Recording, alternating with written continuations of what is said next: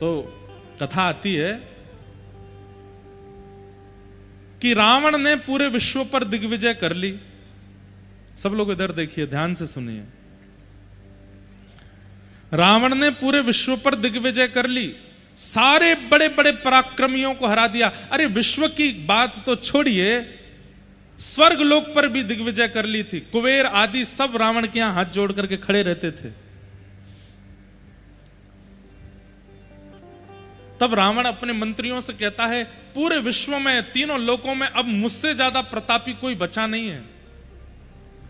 तभी एक मंत्री बोलते हैं, बोले महाराज एक व्यक्ति है। बोले कौन? उत्तरीय क्षेत्र में, भारत के उत्तरीय क्षेत्र में विराजमान रघु महाराज। रावण इतना पुराना है, रघु महाराज के समय पे भी रावण था, तब युवा था रावण। भगवान राम के समय पे भी वृद्ध नहीं हुआ था। हमारे नाना जी कभी कभी राम कथा सुनाते, हमको तो बताते थे रावण कोई वयोवृद्ध नहीं था, राम जी से आयु में बड़ा दिखता था ऐसा नहीं। उसको देख करके ऐसा लगता था कि उसके पुत्र उसके पुत्र अक्षय कुमार आदि भी उसके सामने बड़े लगते थे। रावण इतना युवा लगता था, कोई आलस्य नहीं, कोई झुर्रियां नहीं, कोई बाल सफेद नहीं उसके, वैसा ही पराक्रमी था। लेकिन रघु महाराज के समय उसका पराक्रम और भी ज्यादा तीव्र था, क्योंकि वो उसका प्रारंभिक समय था। तो किसी मंत्री ने कहा कि महाराज अभी उत्तर भारत में रघु महाराज हैं, सरजू जी के तट पर विराजमान हैं, अगर उनको आपने हरा दिया तो आपकी जय जय हो जाएगी सब जगह। तो रावण का एक काम था, वो किसी भी पराक्रमी व्यक्ति के पराक्रम के सोर्स को देखता था कि कोई भी व्यक्ति बलवान किस कारण से है। तो रघु महाराज के पराक्रम का कारण था उनकी पतिव्रता पत्नी। रघु महाराज की पत्नी ऐसी पतिव्रता नारी थी कि रघु महाराज के अलावा किसी भी पुरुष को उन्होंने दर्शन किया, या तो भाई रूप में देखा, या पुत्र रूप में देखा, या पति रूप या पिता रूप में देखा। पति रूप में तो केवल वो रघु का ही दर्शन करते थे। और भी कई जो पातिव्रता नारी के नियम होते हैं सबका पालन वो करती थी। तो रावण ने मन में विचार किया कि अब मुझे उत्तर भारत जाना चाहिए और रघु महाराज को हराने का प्रयास करना चाहिए। तो रावण उत्तर भारत गया और सरजू जी के तट पर बैठे हुए रघु महाराज के चरणों में जाकर के रावण ने पहले प्रणाम किया और प्रणाम करके कहा, महाराज मैं आपका शिष्य बनना चाहता हूं, आप कृपा करके मुझे पराक्रम बल का अनुभव कराइए। तो रघु महाराज बोले, पहले संध्या वंदन करो, हमारे साथ बैठ जाओ। तो संध्या करने लगे, गायत्री संध्या सरजू जी के तट पर। रावण भी ब्राह्मण तो था ही, संध्या वंदन जानता ही था, बैठ करके संध्या कर रहे थे। तो संध्या के समय एक अघमर्षण का जल होता है, हर ब्राह्मण संध्या करते हैं तो हाथ में जल लेकर के अघमर्षण के जल में ऐसे श्वास छोड़ी जाती है, और अघमर्षण का जल जो होता है वो ऐसे भुजा उठा के पीछे डाला जाता है या इधर से पीछे फेंकते हैं। कहते हैं अघमर्षण का जल यदि हरे भरे वृक्ष पर गिर गया तो वो सूख जाएगा।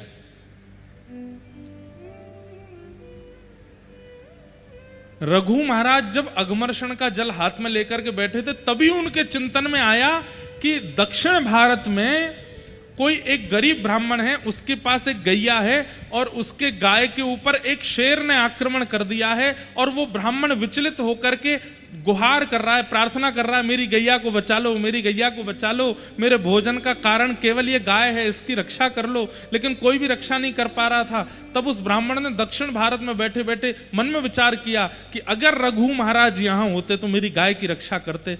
उसके विचार करते ही यहां पर संध्या काल के समय रघु महाराज के मन में वो दृश्य दिखने लगा, और जैसे ही दृश्य दिखा तो रघु महाराज बोले, अब दक्षिण कैसे जाऊं मैं उसकी गाय बचाने।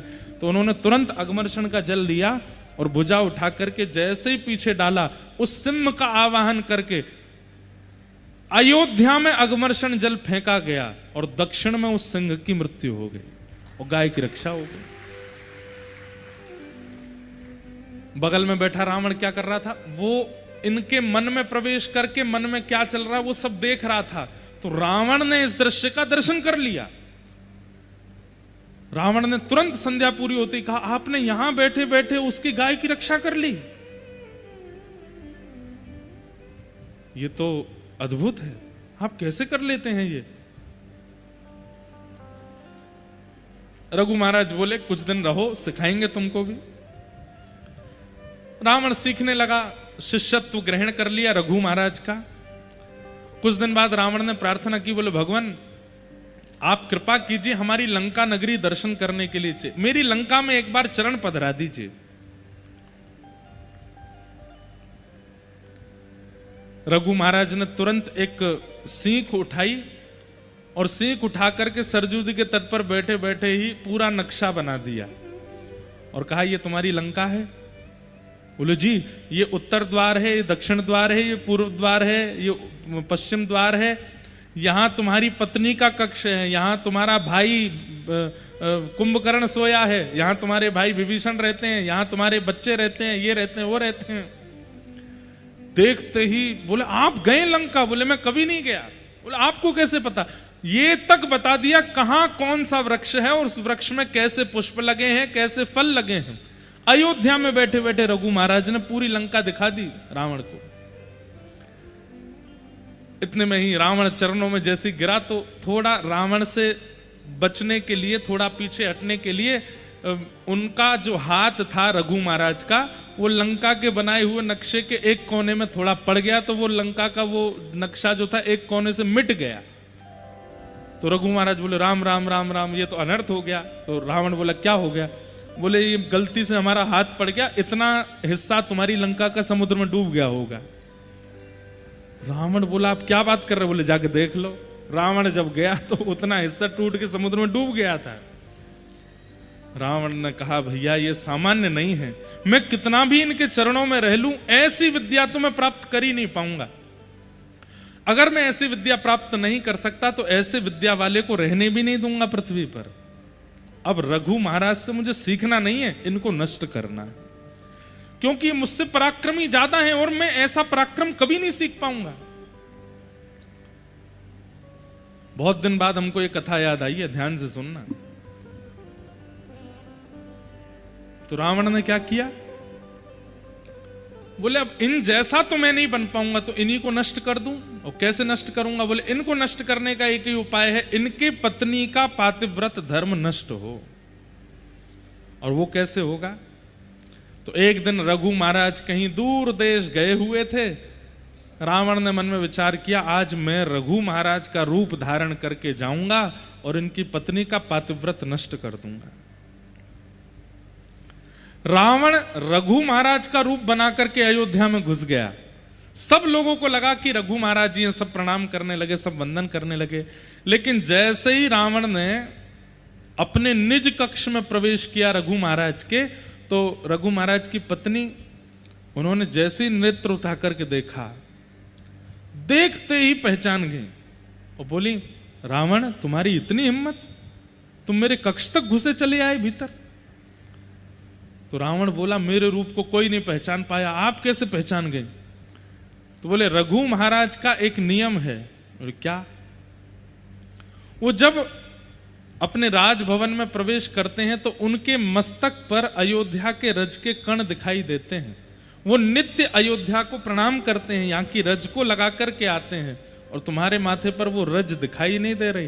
तुम उन जैसा रूप तो बना लिया लेकिन उन जैसे नियम नहीं ला पाए हो, इसलिए मैं पहचान गई हूं कि तुम रावण नहीं, तुम रघु नहीं हो। और भी कई नियम हैं। रघु महाराज जब कक्ष में आते हैं तो वो सीधा मुझसे बात नहीं करने लगते, उनका एक नियम है, उनका एक शिष्टाचार है, वो तो तुम सीख नहीं पाए। केवल रूप बनाने से कोई रघु महाराज थोड़ी हो जाएगा। तुरंत आज्ञा कर दी, बोले इसको बंदी बना लो।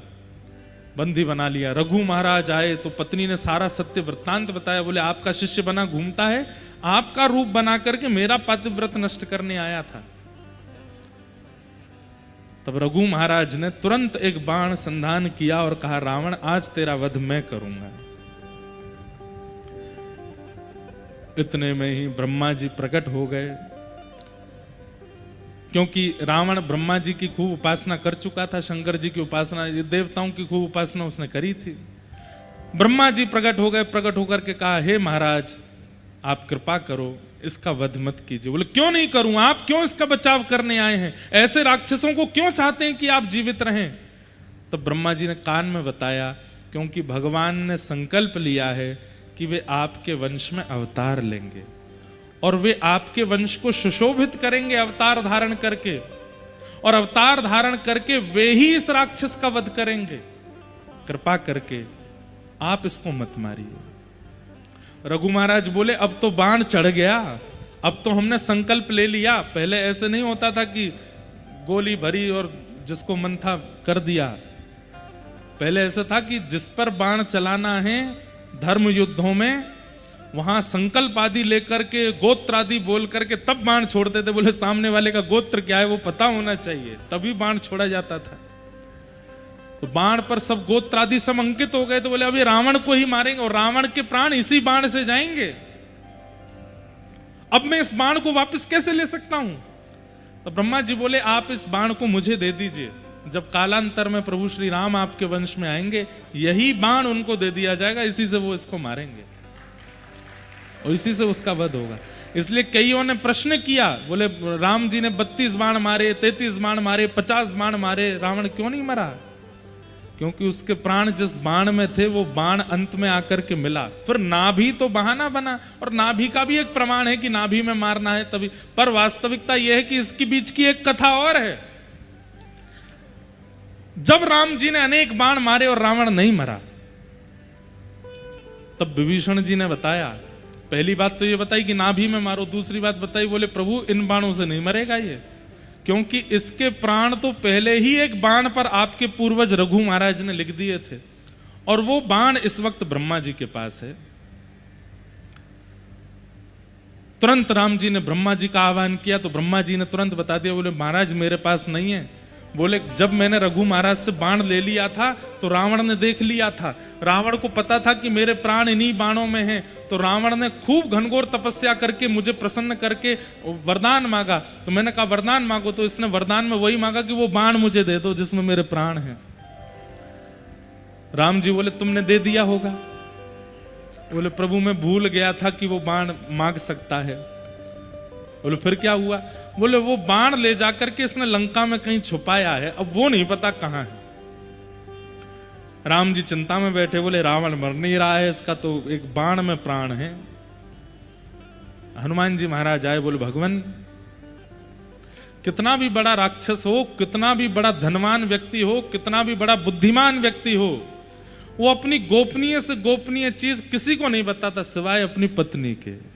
अपनी पत्नी को जरूर बताता है, और विशेष रूप से तब जब पत्नी भोली हो, सीधी हो, पत्नी को जरूर बताया था, देखो इतना लाख रुपया यहां रखा है, इतना करोड़ उधर रखा है, कल को मुझे कुछ हो जाए तो तुम ले लगे बच्चों का पालन पोषण कर लेना। बोले महाराज ये बात किसने कही? हनुमान जी, इसीलिए तो वो बुद्धिमान हैं। हनुमान जी महाराज की बुद्धि की पराकाष्ठा हनुमान चालीसा में सब बोलते हैं। उनसे बुद्धि विवेक की कामना हम लोग करते हैं, उन जैसा बुद्धिमान कौन होगा? उन्होंने कहा, बोले प्रभु हो ना हो, रावण पूरी लंका में अपने प्राण जिसमें बसे होंगे वो कहीं और नहीं, अपनी पत्नी के पास ही कहीं रखा होगा, आप कृपा करें तो मैं जाके लेके आऊं। बोले जाओ।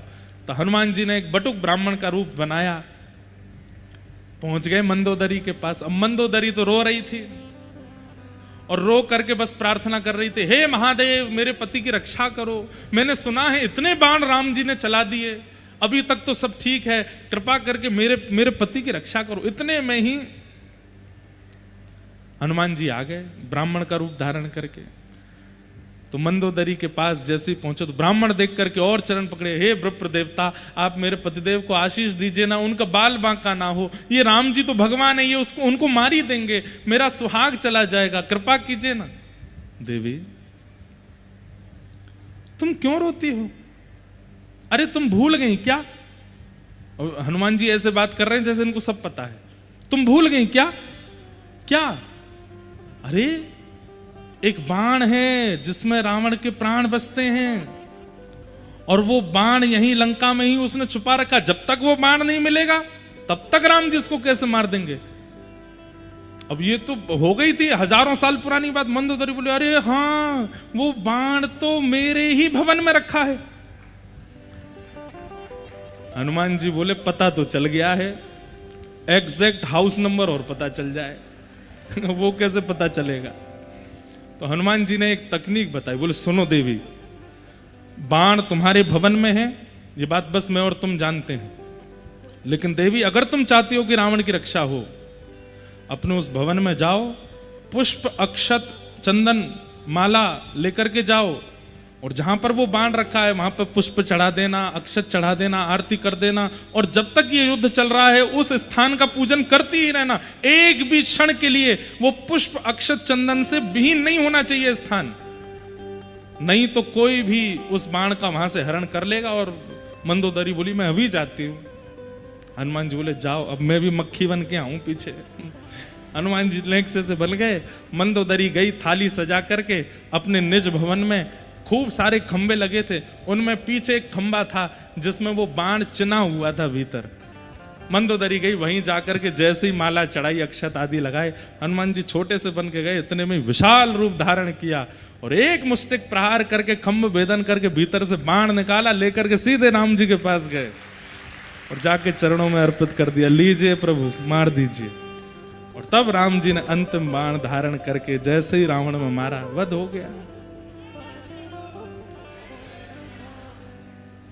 कितनी कितनी कथाएं, कितने गुप्त गुप्त रहस्य सब जगह निर्मित हैं, लिखे हैं। कोई भी चीज ऐसी है नहीं, 60 कोटि रामायण है, करोड़ों रामायण है, ऐसी ऐसी कथाएं हैं जो कभी किसी ने सुनी नहीं। पर इस पूरी कथा को सुनाने का हमारा उद्देश्य क्या था?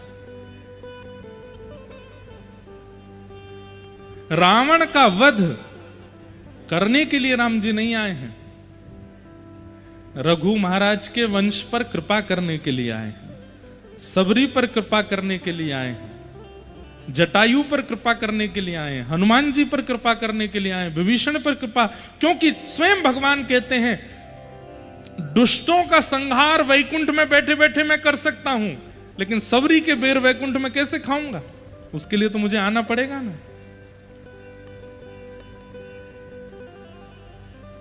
भाई, किसी अप्रेमी व्यक्ति का त्याग तो आप घर में बैठे बैठे डिसीजन ले लोगे कि मैंने उसका त्याग किया, लेकिन किसी को स्वीकार करने के लिए तो उसके पास जाना पड़ेगा ना। आपके 100 मित्र हैं, 100 में से एक से आपका मन उखड़ गया तो उसको बोलने थोड़ी जाओगे कि भाई मैं तुझसे दोस्ती तोड़ रहा हूं। घर में बैठे अरे यार इसकी बातें बड़ी खराब हैं, इसकी आदत बड़ी खराब है, अब कल से मैं इससे नहीं मिलूंगा, हो गया अनफ्रेंड, तोड़ दिया संबंध। लेकिन किसी से मित्रता करनी होती है तो उसके पास जाना पड़ता है, उससे मिलना पड़ता है, उसके पास बैठना पड़ता है, उससे बातें करनी पड़ती हैं। राक्षसों को तो वध करना, वध तो ठाकुर जी कहीं से भी कर सकते हैं, लेकिन जिन भक्तों पर अनुग्रह करना है उसके लिए तो उनको जाना पड़ेगा। प्रमाण देख लीजिए, हमारे पड़ोसी छोटे से एक देश में, नेपाल में 48 घंटों में क्या हुआ। खैर उसके पीछे तो वहां की सरकार जिम्मेवार है, बहुत ज्यादा करप्शन आदि बढ़ गया था, लेकिन उसका एक मूल कारण यह भी था कि युवाओं में इतना आक्रोश क्यों। सोशल मीडिया बंद करवा दिए वहां की सरकार ने, और वो बंद इसलिए करवाए थे कि वहां की सरकार का करप्शन युवा लोग डाल रहे थे सोशल मीडिया पर। लेकिन फिर भी पार्लियामेंट जला दी, वहां के मंत्री, रक्षा मंत्री, पूर्व प्रधानमंत्री की पत्नी को जला दिया, ऐसा भी कुछ खबर सुनने में आई। इतना आक्रोश, कहीं ना कहीं मैं जो कल बात कह रहा था कथा में, वो सत्य होती सी दिखती है कि किसी समय में, किसी युग में 2 ही राक्षस थे, आज हर घर में राक्षस है। हम आप सब भी अगर हमें खुली छूट मिल जाए तो राक्षसत्व स्वीकार करने में हमको भी लज्जा नहीं होगी। सब लोग इधर देखिए, ध्यान से सुनिए। मैं एक बात कहता हूं कथा में कि अगर कोई बहुत बड़े ज्योतिषाचार्य हमारे भारत के और लाइव टेलीकास्ट पूरे न्यूज चैनलों पर आकर के अगर ये घोषणा कर दें कि आगामी 17 सितंबर को ऐसा योग बन रहा है कि कोई भी व्यक्ति कितना भी पाप कर ले उसको पाप नहीं लगेगा। क्या घोषणा कर दे? कोई भी व्यक्ति कितना भी पाप कर ले उसको पाप नहीं लगेगा। क्या होगा?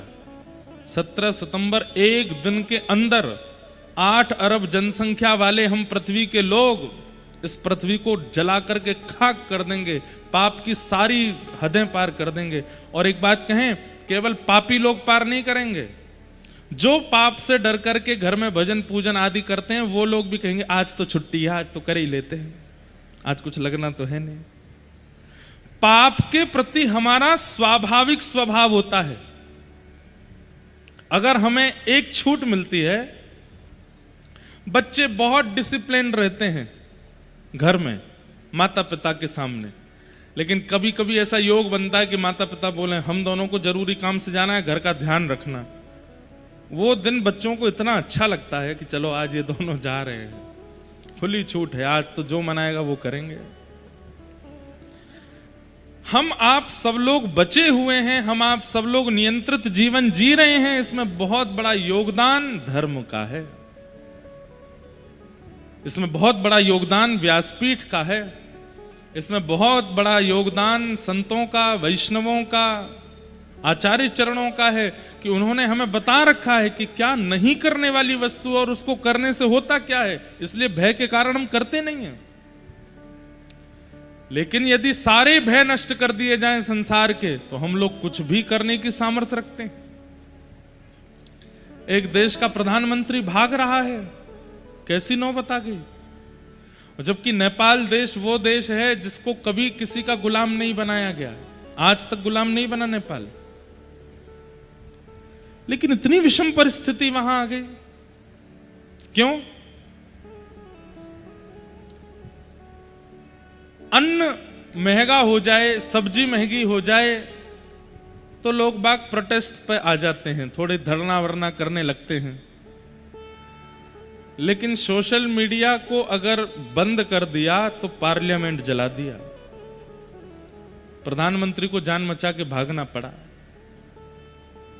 यह बात बिल्कुल सत्य है कि आगामी समय में हमारे प्राण इन्हीं में बसेंगे। बहुत खतरनाक समय है। ऐसे समय में आज के युवाओं से आप पूछ लीजिए कि श्राद्ध क्या होता है, नहीं जानते वो। उनको बस इतना पता है कि इस दिन हमारे दादाजी का है, इस दिन दादी जी का है, इस दिन उनका है, ऐसे ऐसे है, पर उसका मतलब क्या है नहीं जानते। आप कहोगे श्राद्ध तो बहुत ऊंचे लेवल की बात हो गई, दीपावली का मतलब नहीं पता, होली पर हम लोग रंग क्यों लगाते हैं इसका तात्पर्य नहीं पता, रक्षाबंधन पर बहन से राखी क्यों पहनते हैं इसका मतलब नहीं पता। आप कहेंगे महाराज जी दीपावली का हमको पता है, राम जी आए थे इस दिन, तो फिर लक्ष्मी गणेश की पूजा क्यों होती है? और लक्ष्मी नारायण की होनी चाहिए, संग में गणेश जी, क्या योग बनता है, क्यों होती है पूजा? कुछ भी तो नहीं पता हम लोगों को। इसलिए भैया हमारी आपसे प्रार्थना है, बहुत भयावह समय आने वाला है। 15 दिन के अंदर 2 ग्रहण पड़ रहे हैं और ये सालों बाद हो रहा है। अभी चंद्र ग्रहण निकल करके गया और वो भी चंद्र ग्रहण कब पड़ा है? श्राद्ध में। और अभी फिर से सूर्य ग्रहण आने वाला है। ग्रहण काल, उसमें इतना भजन, इतना साधन, इतना नियम करने की आज्ञा क्यों देते हैं? क्योंकि हमारे बने हुए जीवन को भी बिगाड़ने की सामर्थ्य रखता है ग्रहण काल, अगर उसमें हमने अनुचित कृत्य नहीं किया तो। और ऐसे ग्रहण काल, जबकि कहते हैं कि कोई भी श्राद्ध पक्षों में कोई भी तिथि, मुहूर्त या कोई भी दिवस प्रकट होता है तो उसका एक महत्व होता है। ग्रहण काल आ रहे हैं, वो भी श्राद्ध पक्ष में आ रहे हैं, वो समय दूर नहीं है, बहुत भयावह समय आने वाला है। पूरी भारत भूमि जगह जगह नदियां उफान भर रही हैं, कितने खेत नष्ट हो गए, कितने लोगों के जीवन उजड़ गए, आसपास के देशों में युद्ध चल रहे हैं, कहीं पर मिसाइलें चल रही हैं, कहीं पर गृह युद्ध चल रहा है, कहीं पर कुछ चल रहा है। ऐसी परिस्थिति है, भारत फिर भी बचा हुआ है अभी तक, बहुत हद तक। क्यों? क्योंकि मैं और आप जैसे लोग अभी भी समय निकाल करके कथा सुन रहे हैं, भजन कर रहे हैं, ठाकुर जी की सेवा कर रहे हैं। जिस दिन इतना भी बंद हो जाएगा भारत में, उस दिन भारत की हालत भी वैसी हो जाएगी जैसे अन्य देशों की है। लेकिन भारत की हालत ऐसी होगी नहीं, क्योंकि चाहे जैसी परिस्थिति आ जाए, भजनानंदी वैष्णवों की गणना भारत में कम होगी नहीं। आप और हम तो प्रत्यक्ष दिखने वाले वैष्णव हैं, ऐसे कितने अप्रत्यक्ष वैष्णव हैं जो छुप करके भजन कर रहे हैं, जिनका भजन हमको पता ही नहीं है। इसलिए भैया हमारी प्रार्थना है, हमारे शास्त्रों में वर्णित जो नियम है उनका पालन कीजिए। श्राद्ध पक्ष में अपने पितरों का श्राद्ध करना, उनके प्रति श्रद्धा अर्पित करना, इससे क्या होता है? जैसे कई बार कहा जाता है आपको पितृदोष है। पितृदोष का मतलब क्या होता है? पितृ नाराज हो गए आपके? नहीं। पितृदोष का कारण यह होता है कि, बहुत ध्यान से सुनिएगा, हमारे परिवार के पूर्वज जब प्रस्थान कर जाते हैं, तो प्रस्थान करने के बाद जब ठाकुर जी के सन्मुख वे पहुंचते हैं, तो ठाकुर जी उनको अपने निजलोक में निवास दे देते हैं। तब ठाकुर जी से हमारे ही वे जन जाकर के प्रार्थना करते हैं, मैं सराफ परिवार से आया हूं, या मैं उपाध्याय परिवार से आया हूं, हे नाथ, मेरे बच्चे, मेरी बहुएं, मेरे बालक, ये सब लोग मेरे से बहुत प्रेम करते थे, बहुत स्नेह करते थे। अब तो मेरा संबंध इनसे टूट चुका है, पर फिर भी नाथ मैं बस इतनी कृपा आपसे चाहता हूं कि इस परिवार पर कृपा बनाए रखना। हमारे पितृ जाकर के ठाकुर जी से हमारी प्रार्थना करते हैं कि आप इन पर कृपा बनाए रखना ठाकुर जी।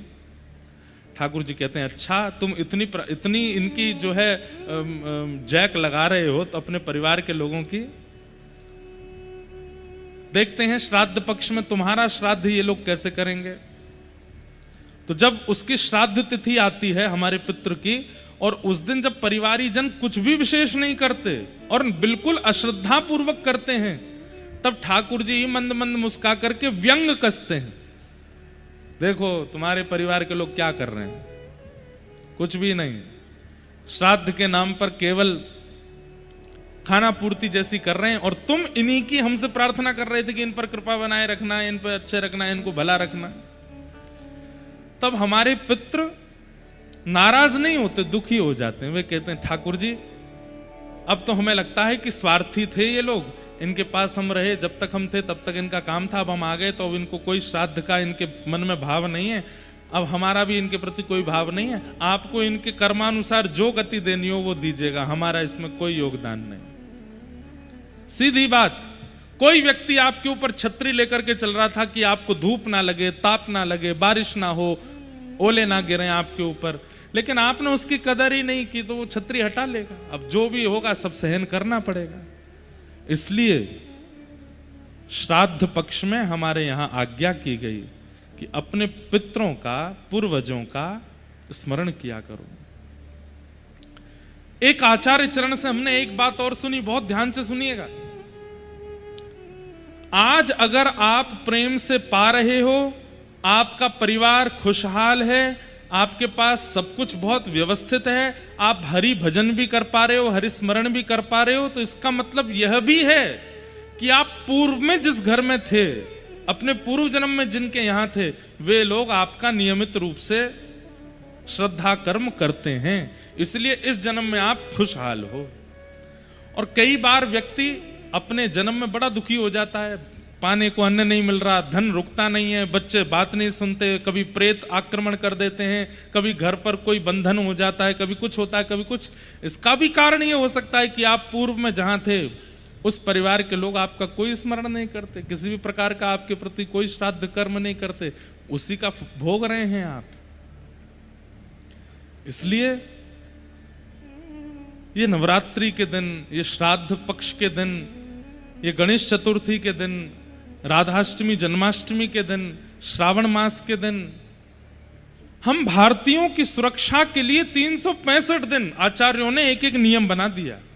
इस दिन ये करना है, इस दिन ऐसा करना है, इस दिन ऐसा करना है। अब आप देखेंगे सबसे ज्यादा नियम शुरू होते हैं श्रावण मास में। जब चतुर्मास प्रारंभ होता है तो संत जन कहीं नहीं जाते, एक जगह बैठ करके चातुर्मास करते हैं। क्यों? क्योंकि भ्रमण करने से छोटे छोटे जीव जंतुओं की हत्या होती है, कई सारे पृथ्वी से जीव जंतु निकल आते हैं, आदि आदि बहुत कारण होते हैं। इसलिए संत लोग एक ही स्थान पर बैठ के चातुर्मास करते हैं। पर हम गृहस्थी, हम तो घूमते फिरते रहते हैं। इसलिए हम लोगों से कोई ना कोई पाप श्रावण मास के दिनों में, भाद्रपदों के दिनों में कुछ ना कुछ बनता रहता है। इसलिए पूरा श्रावण मास, पूरा भाद्रपद, सब में हर दिन एक नियम बता दिया। आज ये आराधना करो, आज ये उपासना करो, आज ये वंदना करो, आज ये उत्सव मनाओ, क्योंकि आपसे कोई ना कोई अपराध पूरे दिन में बना है, उसकी निवृत्ति करो।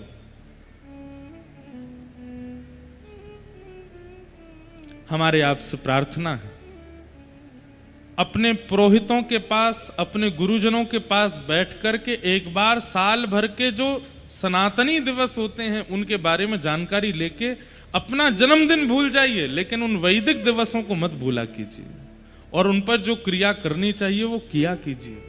उसी से ही हम लोग बचेंगे। नहीं तो बांग्लादेश, नेपाल, पाकिस्तान, यूक्रेन आदि ये बड़े बड़े शहरों में, देशों में जो हो रहा है वो भारत में भी होने लगेगा। हम सब भी उसके शिकार बन जाएंगे। और विशेष रूप से हमारे युवा, जानिए वैदिक धर्म क्या है, जानिए सनातन धर्म क्या है, उसका पालन कीजिए। तो श्राद्ध पक्ष के ये दिवस चल रहे हैं। ग्रहण से प्रारंभ हुआ श्राद्ध का, ग्रहण पर ही विश्राम होगा। ये कहीं ना कहीं संकेत है कि संभल जाइए, आगे वाला समय थोड़ा और विचित्र होने वाला है, थोड़ा और व्याकुल और विचलित कर देने वाला हो रहा है। इसलिए आप सब लोगों से हमारी प्रार्थना, हरिस्मरण, भगवत स्मरण और अपने पूर्वजों का स्मरण, आचार्यों का स्मरण, गुरु स्मरण करते करते अपना जीवन यापन कीजिए, ताकि आपकी रक्षा हो सके। नहीं तो समय कुछ भी स्थिति दिखा सकता है। 2025 में हम लोगों ने क्या नहीं देख लिया। जनवरी से अभी कौन सा चल रहा है? सितंबर। भारत पाकिस्तान का युद्ध देख लिया, विमान का हादसा देख लिया, समुद्री सुनामी आ गई जापान में, कितने अभी पूरे भारत में एक नदी ऐसी नहीं है, अरे पंजाब की ऐसी ऐसी नदियां जिनों में 30-30 साल से जल नहीं था, उनमें भी पानी आ गया। और पानी नहीं आया, ऐसा पानी आया कि गांव के गांव बह गए। हिमाचल में, उत्तराखंड में कितने, एक शहर का तो नामो निशान खत्म हो गया, कितने लोग मारे गए उसमें। हर दिन कुछ ना कुछ हो रहा है, एक दिन भी बिना किसी विचित्र परिस्थिति के नहीं निकल रहा है। मैं आप बचे हैं क्योंकि ठाकुर जी हमारे चित्त में किसी ना किसी रूप से बैठे हैं, लेकिन कल का हमारा भी भरोसा नहीं है। रात्रि में सो रहे हैं, पता चली सुबह कहां हो गए, वो समुद्र ही आ गया मध्य प्रदेश तक। इतनी जोर की उफान भरी महाराज की, बह गए सब। कहां व्यास जी, कहां यजमान जी, सब डूब गए, किसी का आता पता नहीं। इसलिए भैया हर क्षण अंतिम हो सकता है, हर स्मरण करते रहो। होना तो वही है जो ठाकुर जी चाहेंगे, लेकिन हम लोगों को प्रयास करना चाहिए कि हे ठाकुर जी, प्राण जाने का हमको भय नहीं। आप ये मत सोचिएगा कि आपके प्राणों की रक्षा हो इसलिए हम बता रहे हैं, प्राण जाने का भय नहीं है। लेकिन पृथ्वी पर आकर के बिना ठाकुर जी का साक्षात किए अगर हमने प्राण त्याग दिए तो ये हमारा दुर्भाग्य होगा। हे नाथ, एक बार आप प्रत्यक्ष दिख जाओ, एक बार आपकी सन्मुख लीला दिख जाए, फिर भले ही प्रलय कालीन समुद्र डुबा दे, फिर भले ही हिमालय की चोटी से फेंक दिए जाएं, फिर भले ही पूरी पृथ्वी पर आग लग जाए, हम जल जाएं, लेकिन एक बार ये तो हो जाएगा कि जन्म सार्थक किया, इन नेत्रों से आपको प्रत्यक्ष देख लिया, इसलिए नाथ कृपा करो।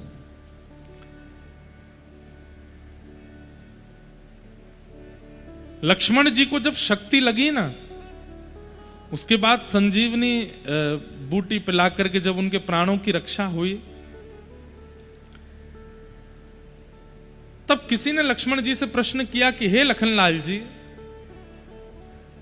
आप तो राम जी की सेवा में ऐसे तत्पर थे और इस भावना से गए थे कि आपके प्राण भी चले जाएं तो आप राम जी की रक्षा में रहेंगे, तो फिर प्राण जीवित हों इसकी इतनी अभिलाषा क्यों आपके चित्त में थी?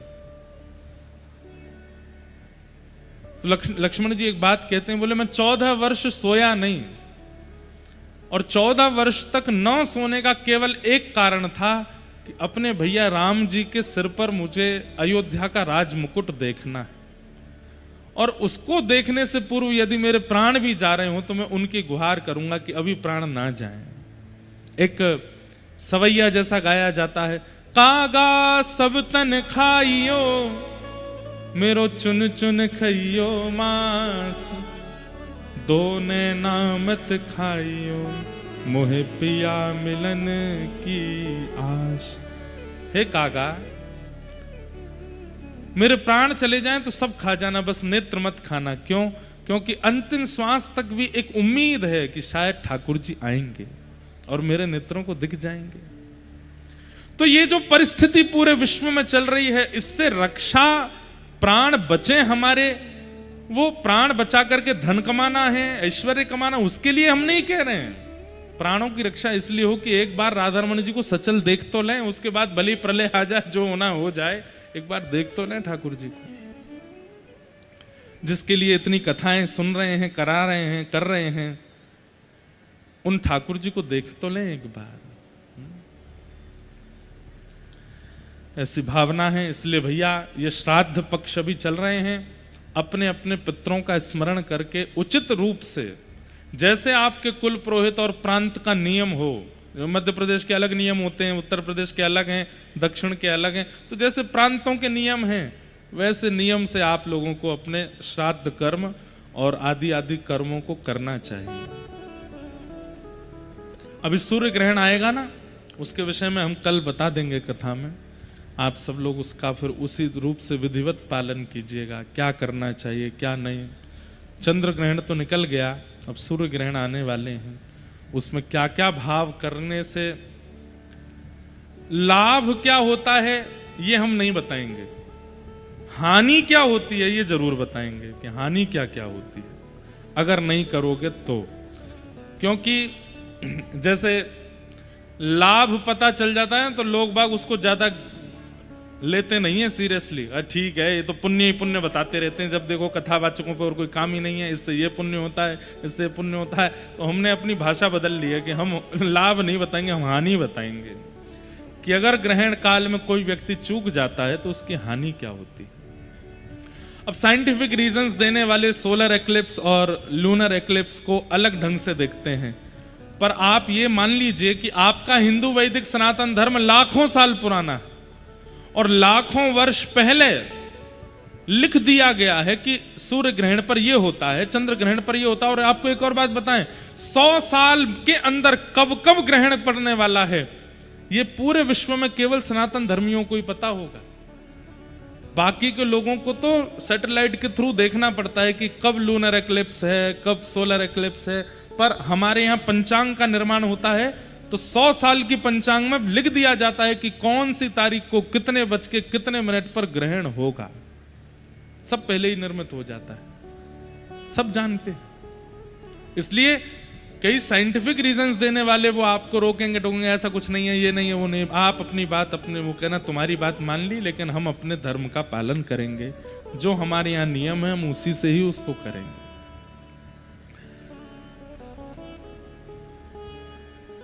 कल हम आप सब लोगों ने भागवत जी के महात्म का श्रवण परसों किया, कल 3 मंगलाचरणों पर चर्चा हुई। अब आज आगे की कथा में हम लोग प्रवेश करते हैं। 88,000 सौनकादि ऋषि नैमिषारण्य क्षेत्र में मानव कल्याण के लिए यज्ञ कर रहे थे, लेकिन यज्ञ से उनको कल्याण होगा ऐसा अनुभव नहीं हो रहा था। एक बात हम आपको बताएं, सत्संग करने वाले व्यक्ति को आभास होने लगता है, पूर्वाभास। पूर्वाभास किसको कहते हैं? जैसे आप कुछ क्रिया करने जा रहे हो, उससे पहले ही आपको आभास हो जाएगा कि इस क्रिया से लाभ होगा कि हानि होगी। ये सत्संगी व्यक्ति के साथ में होता है।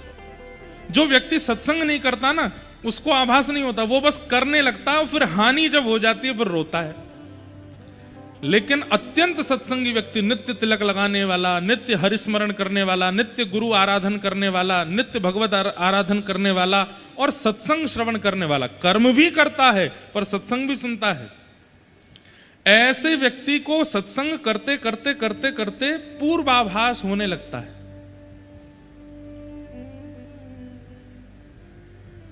आपने अपनी पुत्री के लिए कोई वर ढूंढा, इसका ब्याह इनसे कराएं, तो वर के सामने आते ही और उसके परिवार के सामने आते ही आपको नेगेटिव वाइब्स आने लग जाएंगे। भले ही वो करोड़पति हो, भले ही वो पढ़ा लिखा डॉक्टर इंजीनियर हो, लेकिन आपका मन नहीं मानेगा कि इससे अपनी पुत्री का ब्याह करूं। ये पूर्वाभास, ये सत्संगी को होता है। कहां जाना चाहिए, कहां नहीं जाना चाहिए, इसका मतलब हम ये नहीं कह रहे कि आप कोई त्रिकालदर्शी हो जाते हो और कहीं अभिमानी मत बन जाना भैया, कहीं त्रिकालदर्शी हो जाओ और हमको तो सब पता चल जाता है। नहीं, ये हम आपको अपना अनुभव बता रहे हैं। कथा करते करते अभी हमको 10 वर्ष ही हुए हैं, ज्यादा समय नहीं हुआ। 10 वर्षों में कथा की कृपा से बहुत कुछ अनुभव किया जीवन में, और उसमें एक अनुभव यह भी है, पूर्वाभास। हमें खरगोन में घटने वाली कई घटनाओं का पूर्वाभास हो जाता है। जगन्नाथपुरी में कथा होगी, वहां क्या क्या होने वाला होगा, उस ऐसा नहीं, सब कुछ बहुत छोटा छोटा। जैसे ऐसा अनुभव हो जाएगा कि कोई ऐसा व्यक्ति आएगा, वो ऐसी प्रकार की बात करेगा, या कोई ऐसा कुछ होगा, या एक दिन मंदिर के दर्शन में भागूंगा लेकिन दर्शन नहीं होंगे, मंदिर बंद हो जाएगा, मैं लेट हो जाऊंगा। ऐसे कुछ ना कुछ पूर्वाभास होते हैं, और ये केवल मुझे नहीं हो रहे हैं, हर सत्संगी व्यक्ति को होने लगता है। पूर्व आभास और दूसरा पूर्व के किए हुए कृत्यों का प्रायश्चित बोध। मैंने कल क्या किया, परसों क्या किया, तरसों क्या किया, अब वो उसमें से क्या गलत था जो मुझे आगे नहीं करना, उसका बोध, ये भी सत्संग कराता है। गैर सत्संगी व्यक्ति परसों क्या किया भूल और जाता उसको, अच्छा तुमको बुरा लग गया था मेरी बात का, उसको पता ही नहीं रहता। लेकिन सत्संगी व्यक्ति को पता होता है कि मेरी किसी बात से किसी को पीड़ा हुई थी, आगे से मुझे ऐसा नहीं बोलना। सत्संग केवल भगवत प्राप्ति नहीं कराता है, आपका श्रृंगार करता है। वास्तव में मानव जैसा होना चाहिए उसको मानव बनाता है सत्संग। हमारे शास्त्र आज्ञा करते हैं कि जाढ्यम धियो हरति सिंचति वाचि सत्यम, मानोन्नति दिशतु पापम पाकरोति, लक्ष्मी तनोति वितनोति च दिक्षु कीर्ति, सत्संगति कथय किम न करोति पुंसा। सत्संग सब कुछ देता है, और उसमें सबसे पहला पूर्वाभास। व्यक्ति की शब्दावलियों से, व्यक्ति के नैनों के मटकाहट से, व्यक्ति के उठने बैठने के ढंग से आपको पता चल जाएगा कि यह व्यक्ति संबंध बनाने योग्य है कि नहीं। 3 चीजें होती हैं किसी भी व्यक्ति को। अब एक तो हम अभी बता देते हैं तीनों चीजें, बाकी ये तीनों बतानी नहीं पड़ेंगी, सत्संग करने वाले व्यक्ति को अपने आप आभास होगा। नेत्रम वक्त्रम विकारेण। सबसे पहले किसी भी व्यक्ति से मिलिए, उसके नेत्रों में देखिए, अगर उसके नेत्रों में बहुत चपलता हो, चंचलता हो, 2 मिनट में इधर घूम जाते हैं, फिर इधर घूम जाते हैं, और ऐसे टेढ़ी टेढ़ी नजर करके देखते हैं, सीधे देख सकते हैं लेकिन ऐसे ही देखते हैं। कथा जब होती है तब सोए सोए से हो जाते हैं, और जब पिक्चर चलती है तब आंखें जो हैं वो ऐसे खुल जाती हैं, 440 वोल्टेज हो गया हो। सबसे पहली पहचान व्यक्ति के हृदय की उसके नेत्रों से होती है। वो परिस्थिति में कैसे नेत्र रखता है, बहुत बड़ी पहचान है। कई लोगों को आप शादियों में देखेंगे, शादी ब्याहों में उनके नेत्र वो यही देख रहे होते हैं, कितना लेन देन हो रहा है, कितना दिया जा रहा है, कितना लिया जा रहा है, कितना दिया, कितना किया, क्या हुआ, कौन क्या पहन के आया, क्या नहीं पहन के आया, वो इसी में ही है। और ऐसे लोग कथा में भी यही देखते रहते हैं, कथा सामने चल रही पर वो पीछे देख रहे, वो क्या पहन के आया, वो क्या लेके आया, वो क्या करे। नेत्रों की स्थिति आपके हृदय का परिचय कराती है। कई लोग ऐसे बैठे होते हैं कथा में, हमको तो सब दिखते हैं, 3 घंटे वो पलक भी नहीं झपकते, वो ऐसे ही देखते रहते हैं और सुनते रहते हैं। और सबसे बड़ी बात बताएं, जिसका पूरा स्ट्रक्चर सीधा, सिर भी सीधा, गर्दन भी सीधी, अंग भी सीधे, एक आसन में, और जो ऐसे बैठकर पूरी कथा सुन रहा होता है, समझो एक एक शब्द भीतर प्रविष्ट हो रहा है। तो सबसे पहला व्यक्ति का परिचय कराता है उसके नेत्र। नेत्रों में यदि बहुत चपलता है तो इसका मतलब मन एकाग्र नहीं है व्यक्ति का। लेकिन नेत्र धीर हैं, गंभीर हैं, एकाग्र हैं, समझो हृदय विचलित नहीं है, इसका वशीकृत है।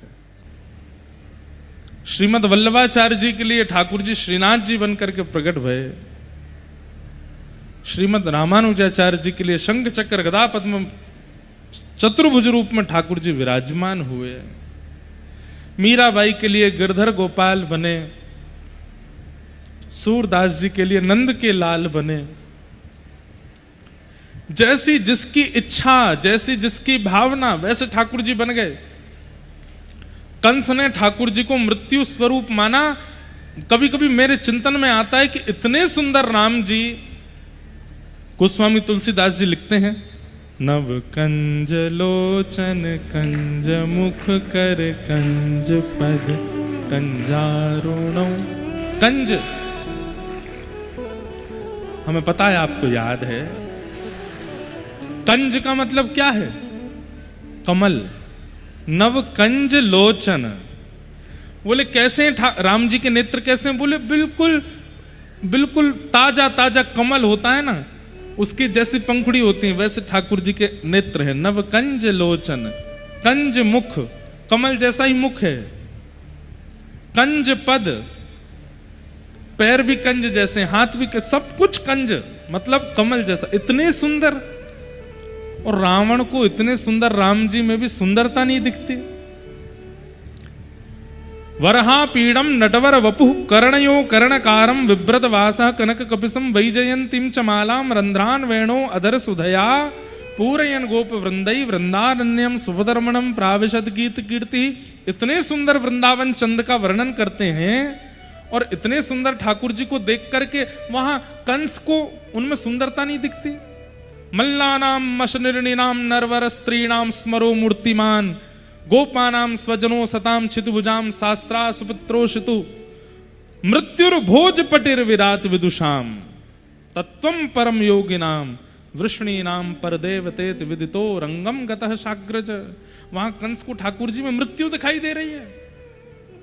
जब कंस की भूमि में मथुरा में ठाकुर जी प्रवेश कर रहे हैं, शुकाचार्य जी वर्णन करते हैं, ऐसी चाल, ऐसी ढाल, इतने सुंदर श्याम सुंदर हैं कि उनको देख देख करके मथुरा वासी उन पर न्योछावर हो रहे हैं।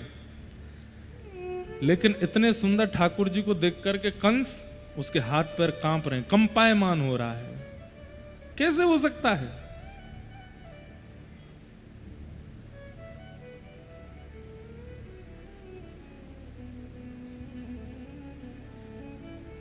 क्योंकि कंस के चित्त में ठाकुर जी मृत्यु स्वरूप हैं, इसलिए मृत्यु सुंदर नहीं होती, मृत्यु से तो भय लगता है। जैसा चिंतन आप कर लोगे वैसे ठाकुर जी बन जाएंगे। हम तो कैसा चिंतन करें? आहा, न जाने कौन सी बाकी अदा तुम्हारी है। हमारे अष्ट सखा कहते हैं, सबही अंग को बाको, गिरधर सबही अंग को बाको। बाको मतलब टेढ़ो। ठाकुर जी के सबरे अंग बांके हैं। भीष्म पितामह भागवत जी में कहते हैं ललित गति विलास वल्गुहास। ठाकुर जी की कैसी गति है, चाल कैसी है। श्री कृष्ण चलते कैसे, बोले ललित गति है, टेढ़े मेढ़े छलकते भय से चलते हैं, लचक लचक के चलते हैं। एक लचकाहट तो एक अलग होती है, वो इतनी शोभायमान नहीं होती। और एक बात हम आपसे हाथ जोड़ के निवेदन कर दें, आजकल हमारे वृंदावन मथुरा में ठाकुर जी की तरह चाल चलने वाले बहुत लोग हो गए हैं। उनको लगता है कि वे ठाकुर जी की तरह चलेंगे तो बहुत सुंदर लगेंगे। नहीं, कई पुरुष ऐसे मटक मटक के चलते हैं, ठाकुर जी भी तो ऐसे ही चलते हैं। अरे भैया, ठाकुर जी जैसा तिलक धारण कर लो, ठाकुर जी जैसा ज्ञान धारण कर लो, ठाकुर जी जैसा स्वरूप क्यों धारण करना है? वैसा स्वरूप उन्हीं का ही रहने दो ना।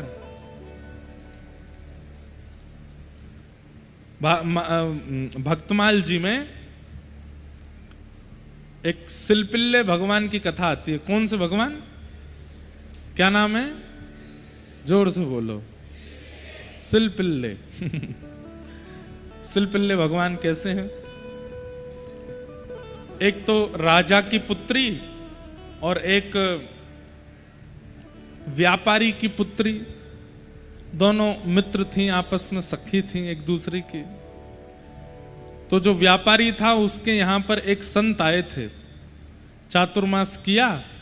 चातुर्मास में शालिग्राम भगवान की सेवा करते थे।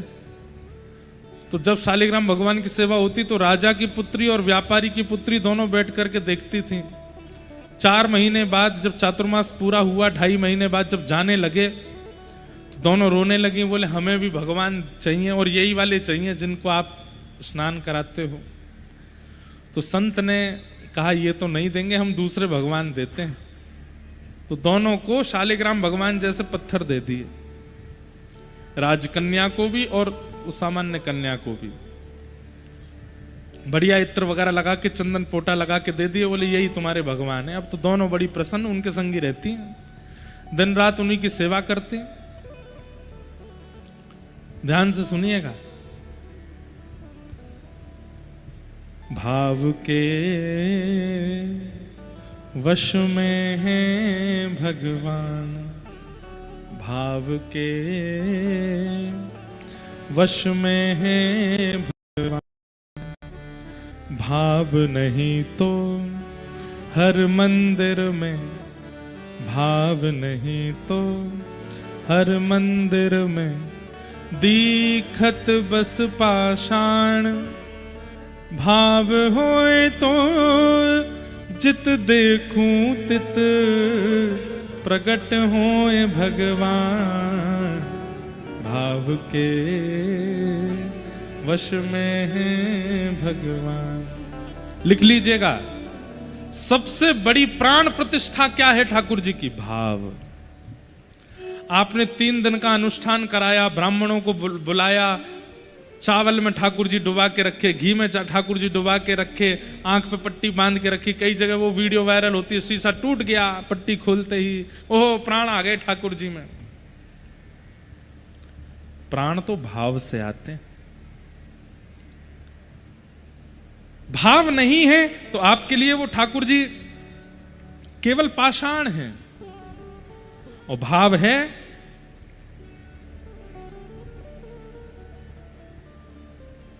भाव होए तो जित देखूं तित प्रकट होए भगवान। भाव के वश में है भगवान। भाव। अब दोनों कन्याओं को सामान्य पत्थर दे दिया, वो उन्हीं पत्थर में ही अपने परमात्मा को देखती हैं। संत तो चले गए और दोनों लाली पत्थर वाले भगवान की सेवा करती हैं। जो व्यापारी की कन्या थी, एक बार ऐसा हुआ कि व्यापारी का एक छोटा भाई था, भाइयों में आपस में बनती नहीं थी, तो छोटे भाई ने छल पूर्वक कुछ गुंडों के द्वारा बड़े भैया के यहां चोरी करवा दी और सारा सामान चोरी हो गया। अब चोर सब कुछ तो चुरा ले गए, संग में वो सिलपिल्ले भगवान और ले गए। अब प्रातःकाल होते ही बड़ा भाई गुस्सा करने लगा, बोले मुझे पता है ये मेरे छोटे भाई ने ही करवाया है, लेकिन छोटा भाई पंचायत बुला ली, बोले मैं क्यों करूंगा ऐसा, मैंने कुछ भी नहीं किया है, आदि आदि सब बात करने लगा। पंचों ने भी कहा भैया ऐसे तुम किसी पे आरोप नहीं लगा सकते, माना कि तुम दोनों की बनती नहीं है, लेकिन इसका मतलब ये थोड़ी तुम्हारे घर कुछ भी होगा तो तुम छोटे भाई पर इल्जाम लगाओगे। यहां व्यापारी बड़ा दुखी था, लेकिन उसकी बेटी रो रही थी अलग ही। व्यापारी बोला सब शांत हो गए, 5-6 दिन हो गए, तू क्यों रो रही है? मेरे सिलपिल्ले भगवान चले गए, चोरों से कहो धन भले ही ले जाए, मेरे सिलपिल्ले भगवान देते। तो व्यापारी बोला तू भी बड़ी विचित्र है, यहां पूरा घर लुट गया पिता का, तू वो पत्थर के लिए रो रही है? मुझे पता है वो तेरे चाचा ने ही करवाई है चोरी, जा संपत्ति तो वो देगा नहीं, सब चोरी कर लिया, पंचों के सामने ये भी दिखा दिया कि उसने चोरी करवाई नहीं, कम से कम अपने भगवान में इतनी निष्ठा है तो लिया जाके। तो वो छोटी कन्या अपने चाचा के पास गई, उनके दूसरे घर पर, और कहा चाचा जी आप सारा धन रख लीजिए, हमारे घर की सारी सामग्री रख लीजिए, पर उस सारी सामग्री में मेरे छोटे से सिलपिल्ले भगवान हैं वो दे दीजिए। चाचा बोले मैंने सबके सामने बिल्कुल प्रमाणित कर दिया है कि मैंने चोरी नहीं की, और तुम आकर के मेरे ऊपर इल्जाम लगा रहे हो। देखो चाचा जी हमें पता है सब सामान आपके पास ही है, आप सब रख लो ना, बस मेरे भगवान दे दो। तो चाचा व्यंग में बोले बड़ी सेवा करी तूने भगवान की, और तुझे ऐसा लगता है कि सब मेरे घर में, तो अब यहीं खड़े खड़े पुकार ले, इतने साल तो तूने सेवा करी, अगर तेरे परमात्मा तेरी सेवा से प्रसन्न होंगे खुद बाहर आ जाएंगे, बुला ले यहीं से। और क्या नाम है तेरे भगवान का? बोले सिलपिल्ले भगवान। नाम सुन के चाचा जोर जोर से हंसने लगा, बोले ये कोई नाम है भगवान का? गरुड़ध्वज भगवान होते हैं, सुदर्शन चक्रधारी भगवान होते हैं, मुरलीधर भगवान होते हैं, सिलपिल्ले भगवान? चल बुला ले यहीं से, अगर होंगे तो आ जाएंगे। दोनों भुजा उठा ली, नेत्रों से अश्रुपात करने लगी कन्या, हे मेरे प्राणनाथ सिलपिल्ले नाथ, यदि मैंने आपकी भाव से सेवा की हो, यदि मैंने आपकी नियम से सेवा की हो, आपकी सेवा में कभी भी आपके प्रति पत्थर बुद्धि ना रखी हो, पाषाण बुद्धि ना रखी हो, हमेशा आपको परमात्मा मान करके भजा हो, तो हे नाथ आप आकर के मेरे हृदय से लग जाइए। इतने में ही चाचा के घर के द्वार खुले और भीतर से सिलपिल्ले भगवान अपने आप आकाश मार्ग से आए और आकर के उसके कंठ से लग गए। दो काम हो गए, एक तो ठाकुर जी वापस आ गए और पूरे नगर के आगे साबित हो गया कि चोरी चाचा ने करी है। तो ठाकुर जी चाचा के आए तो सब सामान भी चाचा के आए। यहां राजकन्या, उसके यहां भी सिलपिल्ले भगवान थे, दोनों सखी थी। राजकन्या का दूसरे राजा के पुत्र से ब्याह हुआ, और ब्याह करके जैसे ही वो विदा होके जा रही थी, उसके पिता ने कहा बेटी मैंने देने में कोई कमी तो नहीं छोड़ी है, कुछ कमी रह गई हो तो बता, तुझे और कुछ भी चाहिए हो तो। बोले मेरे सिलपिल्ले भगवान दे दो। तो राजकुमार जिससे ब्याह हुआ वो जोर जोर से हंसने लगा, बोले ये कौन है, ये सिलपिल्ले कौन है? तो राजकन्या जिसका ब्याह हुआ था वो बोली देखिए आप मेरे शरीर के पति हो, आप मेरे देह के पति हो सकते हो, पर मेरे आत्मा के पति तो इस सिलपिल्ले ही हैं। आज के बाद इनके ऊपर उपहास मत करना। उस समय तो राजकुमार कुछ बोला नहीं, लेकिन चिढ़ गया। विदाई हो रही थी, पालकी में बैठ के वो कन्या जा रही थी। एक जगह कहीं पोखर तालाब पड़ा तो सब रुके, बाराती सब रुक के भोजन प्रसाद पा रहे थे, सब बाहर आ गए, लेकिन वो कन्या पालकी में बैठी अपने सिलपिल्ले भगवान से बात कर रही थी। आम खाओगे? केला लाऊं आपके लिए? सेब अमनिया करवा दूं? भूख लगी होगी ना, बस थोड़ी देर में पहुंच जाएंगे, फिर वहां जाके तो हम भोजन करेंगे ही। भैया ये हेलीकॉप्टर लैंड करवा लो, और जब कोई कीर्तन भजन हो तभी इसको उड़ाइएगा।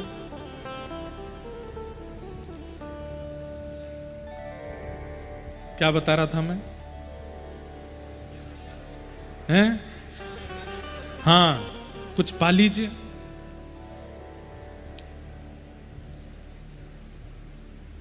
इतने में ही वो राजा आया, राजकुमार जिससे ब्याह हुआ, और भीतर आकर के पालकी में बैठ गया। बोले मुझसे बात करो, मैं तुम्हारा पति हूं, क्या पत्थरों से बात करती हो? तो लड़ने लगी। बोले खबरदार इनको पत्थर मत बोलना, तुम पहले ही उपहास कर चुके हो। आदि आदि दोनों में थोड़ी नोक झोंक हो गई। तो राजकुमार ने कहा ये तेरा पति है, ये तेरा प्राणनाथ है? बोले हाँ। राजकुमार ने उठा करके वो सरोवर में फेंक दिया। ले तेरा प्राणनाथ मर गया, अब तुम उससे बात करना पड़ेगा, अब तो मैं ही हूं तेरा, और तो कोई है नहीं। वो राजकन्या रोने लगी, जोर जोर से चीखने लगी, रुदन करने लगी, मेरे सिलपिल्ले कहां चले गए, मेरे सिलपिल्ले कहां चले गए। तब उस राजकुमार ने कहा देख, तू मेरे लिए रुदन करेगी, मुझे पुकारेगी तो मैं दूर से दौड़ा दौड़ा आ जाऊंगा, और देख तेरा वो प्राणनाथ मैंने फेंक दिया उसको सरोवर में, फिर भी बाहर नहीं आ रहा है। यदि उसका भी तुझसे प्रेम होता तो आ गए होते ना बाहर। तुरंत उसने भी ऐसे ही पुकारा, हे मेरे प्राणनाथ सिलपिल्ले, यदि मैंने आपको कभी पाषाण ना माना हो, आपको अपनी आत्मा का स्वामी माना हो, अपने जीवन का स्वामी माना हो, तो मेरे पास आ जाओ। और तुरंत सरोवर से सिलपिल्ले भगवान आए और आकर के उनके हृदय से लग गए।